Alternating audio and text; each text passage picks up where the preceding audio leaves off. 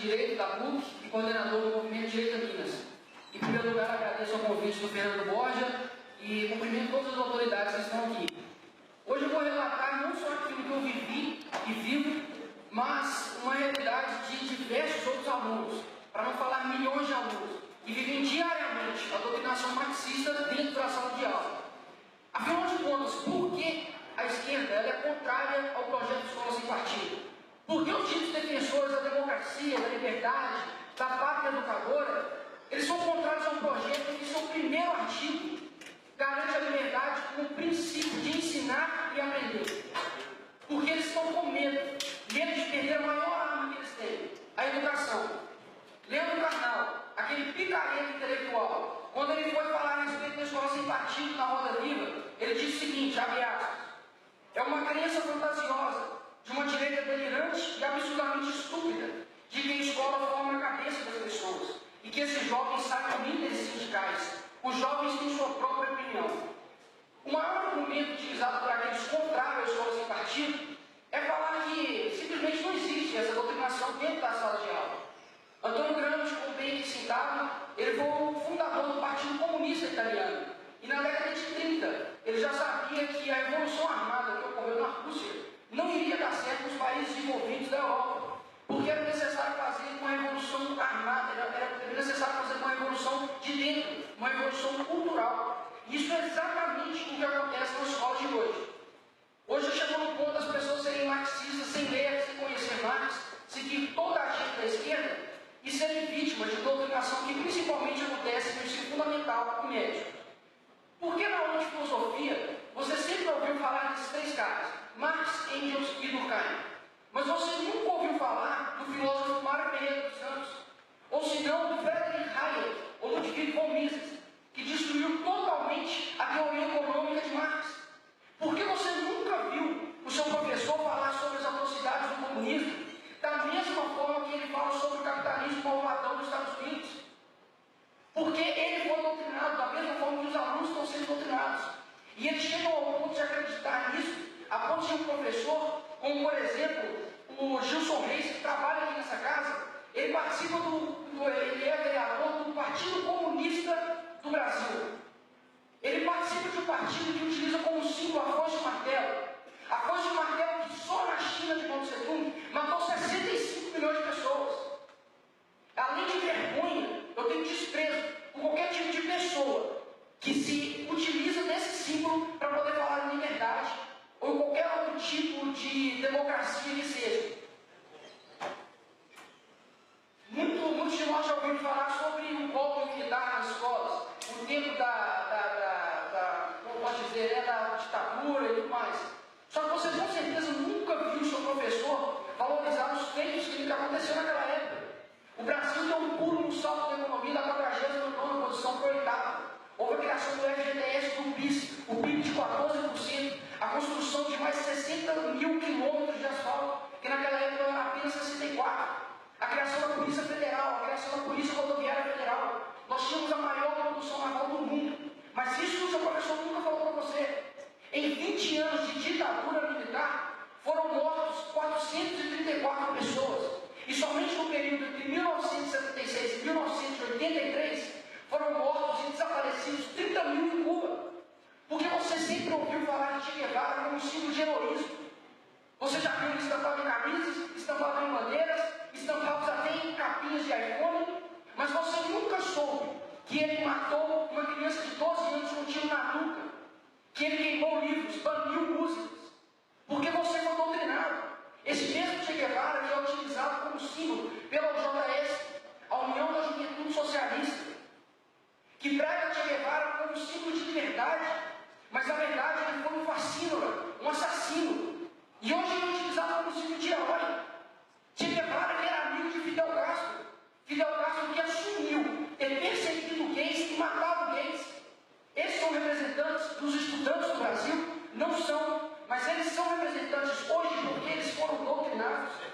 Porque você, garota, aluna, você utiliza o feminismo como símbolo de liberdade, utilizando a cara da Frida Kahlo, da Simone de Beauvoir, mas o seu professor nunca falou para você que a Simone de Beauvoir foi uma pedófila. Assinou uma petição na França para poder legalizar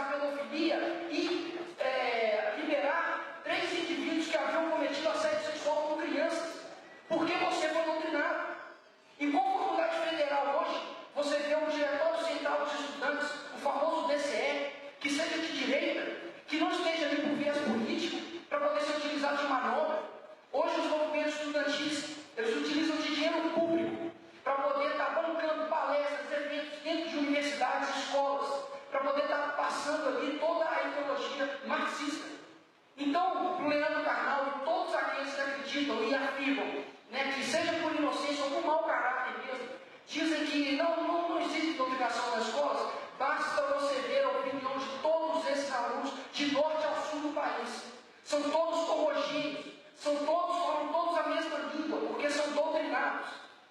Minha professora de filosofia na PUC, ela fez eu e mais cinco alunos fazerem a prova individual, na qual seria em dupla. E quando eu me questionei para ela, eu falei, mas por que eu vou fazer individual? Ela disse assim, não, você não vai fazer individual, você tem seu Deus, tem seu Logos, porque ela sabia que eu era cristão.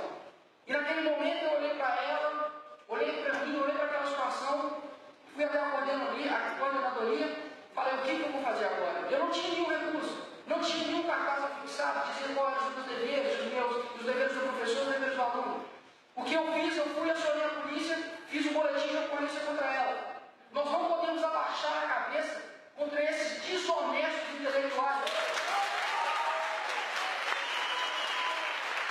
Nós não podemos abaixar a cabeça para essas pessoas, porque eles utilizam da posição hierárquica dentro da sala de aula para poder doutrinar os alunos. Muitos alunos ficam constrangidos de se posicionar na sala de aula exatamente por isso. Quantos de nós já não se posicionamos na sala de aula, mas somos retalhados por professores? E óbvio que a maioria dos alunos vão acreditar nos professores, porque ele já fez o mestrado, fez o doutorado, e consequentemente vão acreditar nele. E meu outro professor dessa vez de política, ele chegou, quando ele citava a chamada, ele não me chamava pelo nome, mas sim ele me chamava de Jesus me ama, porque ele sabia que eu era cristão.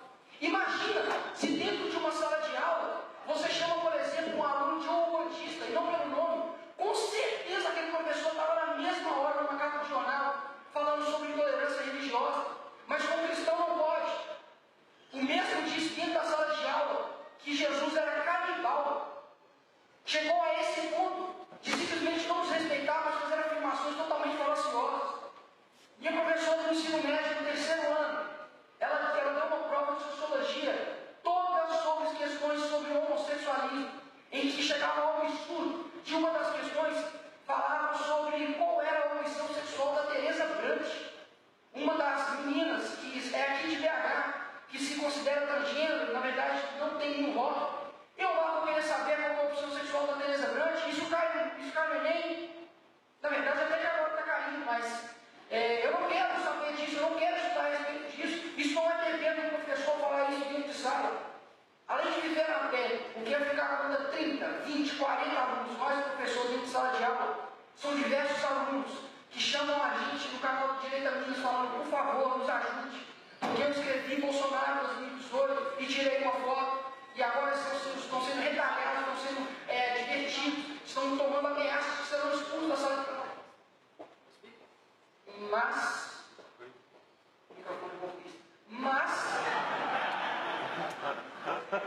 quando uma pessoa escreve fora dele, ele não é retalhado. Por que acontece esse tipo de parcialidade dentro das escolas?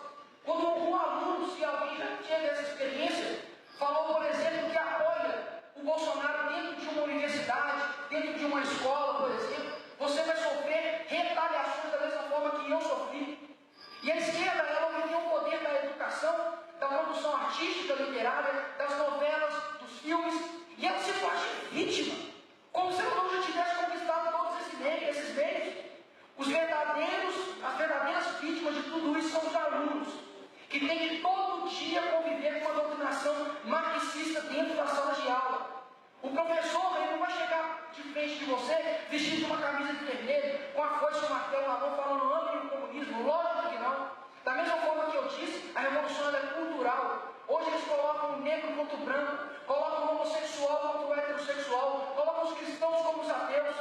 E é exatamente isso que era a base da luta de classe de Marx e Antônio Gramsci. Ele foi e evoluiu essa questão.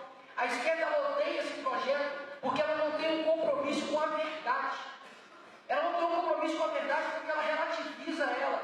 E a verdade desmascara.